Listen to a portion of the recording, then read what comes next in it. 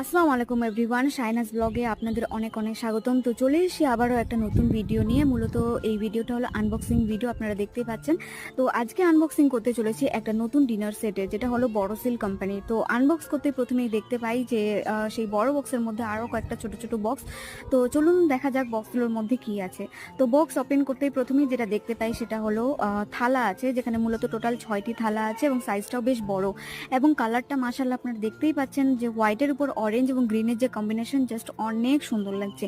এবং এরপরে আছে বিগ বোলের এখানে দুটো পিস আছে এবং একটা সঙ্গে রাইস প্লেটের সাইজটা অনেকটাই বড় এবং এক পিসই আছে।